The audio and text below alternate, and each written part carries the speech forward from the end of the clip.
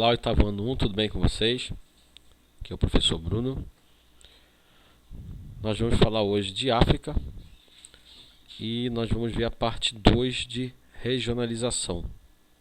Então, sem mais enrolações, vamos embora para o vídeo. Então tá aí, galera, África Central. Na África Central, nós temos aí uma população de 163 milhões de habitantes. É bastante coisa. Não supera a população brasileira, visto que a gente está em 212 milhões. Porém, tem uma média de nascimentos, de 5,9 nascimentos para cada mulher entre 15 e 49 anos. Existem dois países problema, República Democrática do Congo e a República do Congo, que são países com riquezas ali naturais, minerais, porém bastante explorados.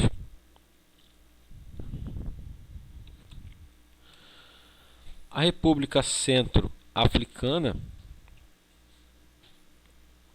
um dos países mais pobres e menos desenvolvidos do mundo, tem uma das menores rendas per capita, 870 dólares. Gente, renda per capita, se vocês lembrarem o que é, eu vou lembrar a vocês. É a renda total de todas as pessoas do país. 870 dólares. Isso é um dado absurdo. E o segundo menor IDH, 0,367. À frente apenas de outro país africano, o Níger, que a gente viu na parte anterior da nossa aula, da África Ocidental.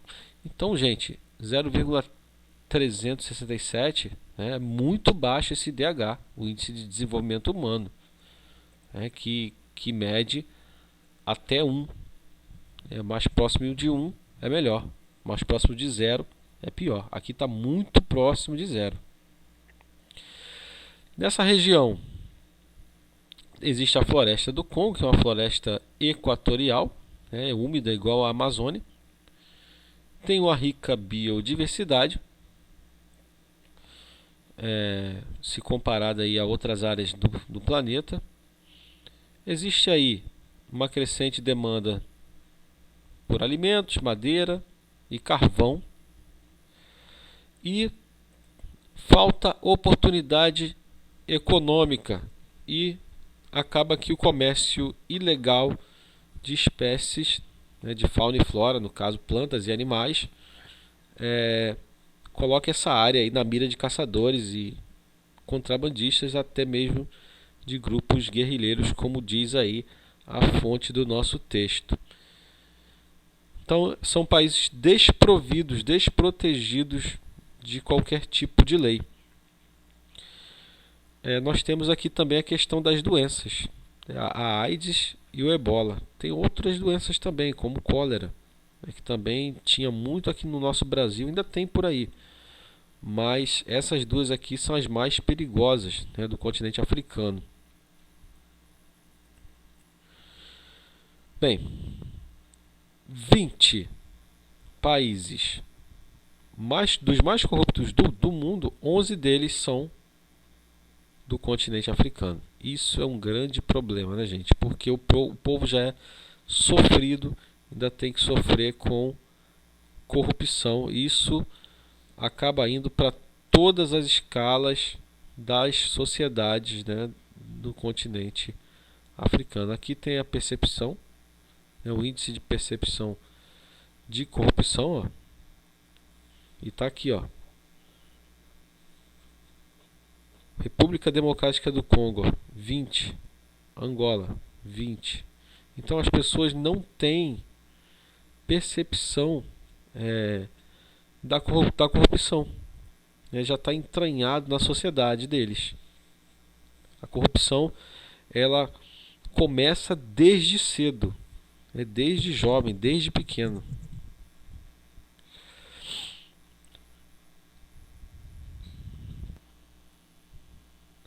No textinho aqui do lado a gente pode ver né? Outro dado alarmante, a questão das mulheres e crianças que acabam fugindo de suas áreas onde mora, onde reside. Às vezes é uma residência precária, né? Um barraco, fugindo de violência das milícias por disputa de rotas de pecuárias, no caso de bois, né? Criação de bois, e riquezas minerais como diamante e urânio, né? O ouro também. A disputa do continente africano já vem há muito tempo, né? Desde a partilha ali que os países europeus fizeram do continente africano. Tá? Tem um filme bem legal que é o Hotel Ruanda, que se vocês quiserem ver, né, tem também o Diamante de Sangue. São filmes bem legais para a gente falar um pouco dessa parte aqui. Aqui uma visão noturna, né, dos prédios da praia de Luanda, em Angola. Tá? Também tem ali sua parte nobre, né, escondendo a pobreza.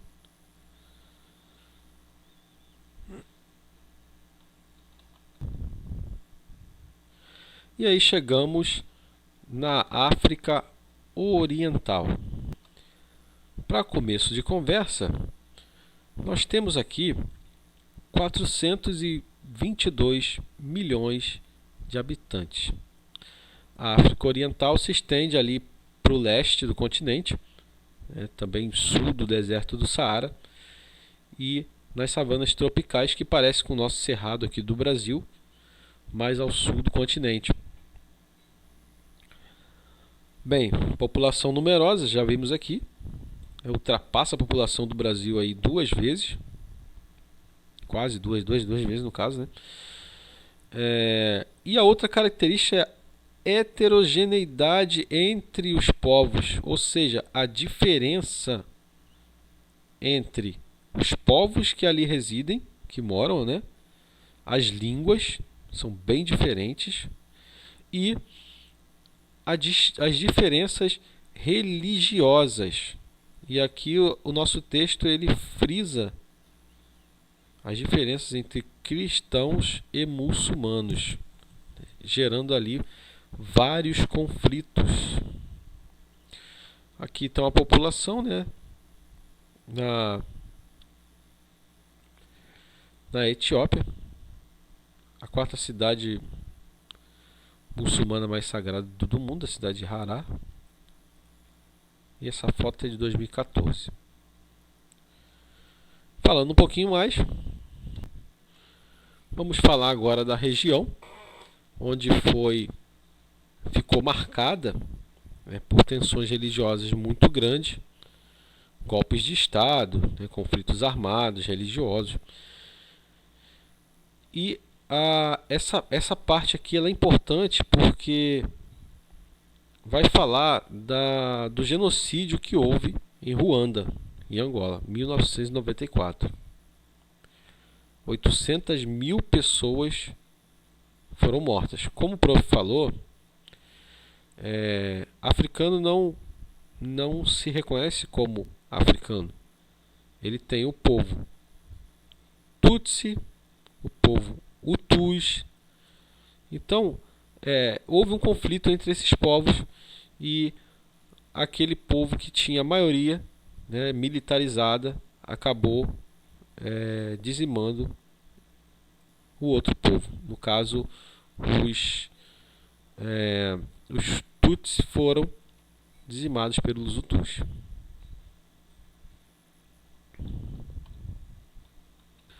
Aqui também nós temos a questão das doenças, né, da AIDS, principalmente entre mulheres e jovens, e pacientes com problemas de saúde mental, causados muitas vezes por esses grandes conflitos que houveram com esses povos da África.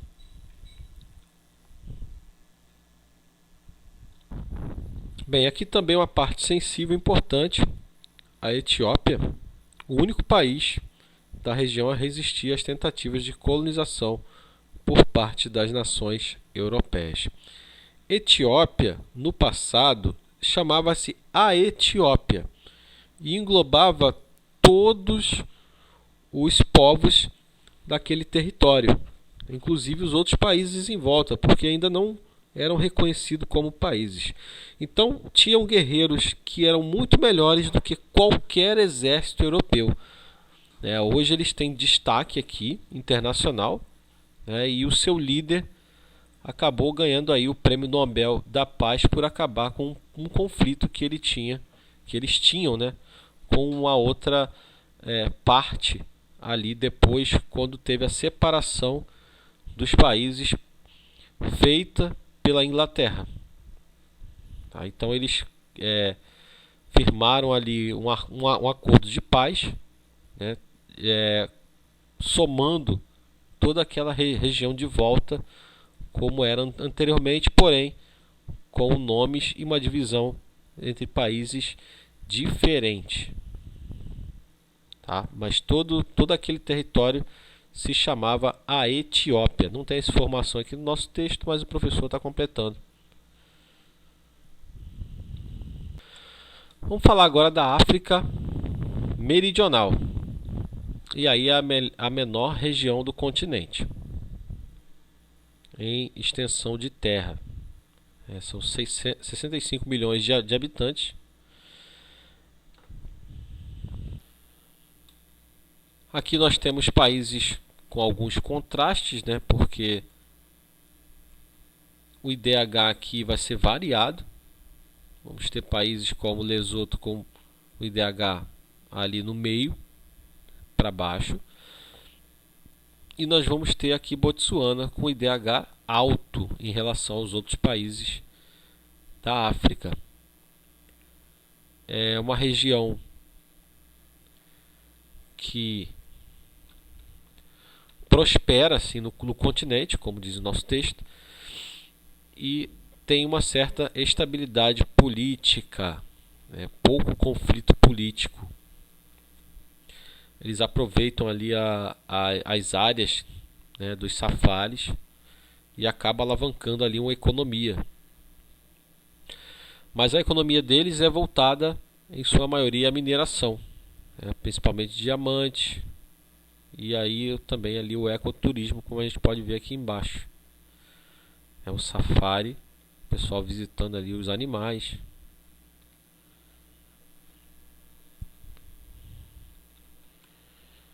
Essa área é uma área que está crescendo, mas ainda precisa muito de empregos para sua população. África do Sul é o país mais industrializado, e polo político e econômico daquela região, e ostenta o maior PIB de todos os países. 19% da população, como a gente pode ver aqui no nosso texto, vive abaixo da linha da pobreza. A África do Sul foi um país que teve um esforço muito grande para se reestruturar diante de todo o cenário de desordem que o continente africano foi colocado. Nesse país especialmente teve a questão da segregação racial, que a gente vai ver para frente ali, o apartheid, ou apartheid, como muitas pessoas falam, e que foi uma história muito triste para esse país e para o continente africano. Reparem aí na foto, da cidade do Cabo. Essa foto mostra para a gente parte do país, da África do Sul. Aqui um dos estádios que foram utilizados para a Copa do Mundo da África, para quem lembra aí, se alguém lembra,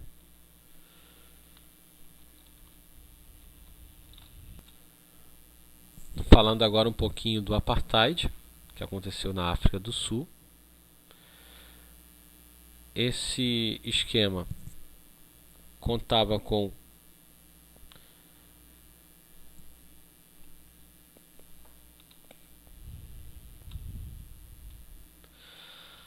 a participação de uma população branca que ficava no poder.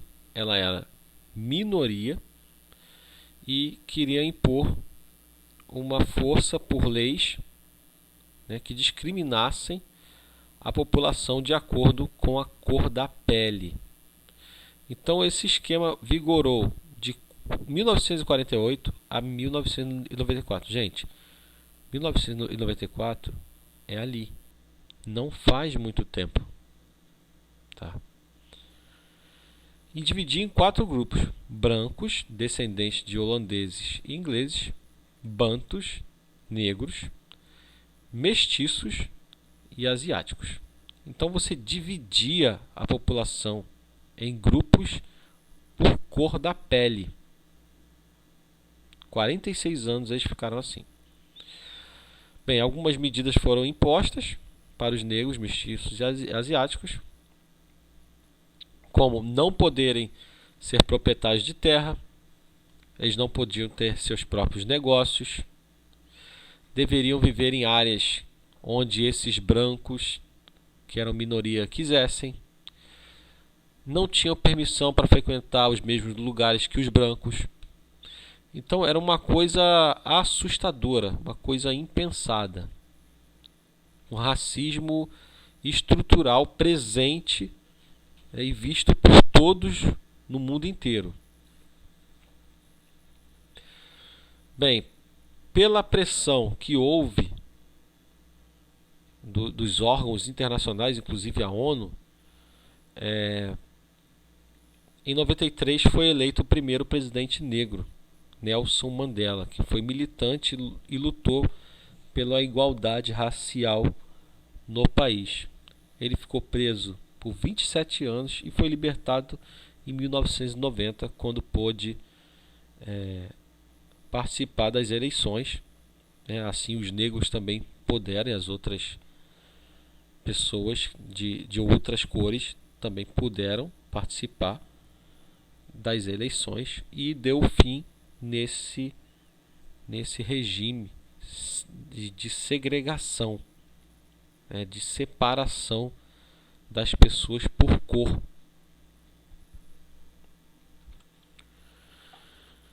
Aqui nesse trechinho podemos ver que, com o fim do apartheid, a questão política na África do Sul ela melhorou bastante.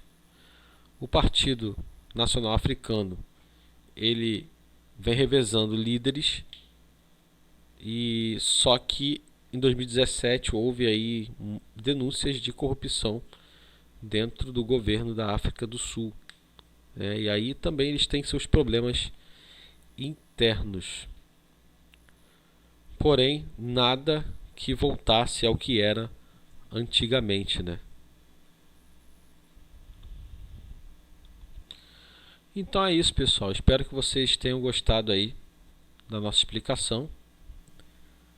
Na próxima aula nós vamos seguir falando de África.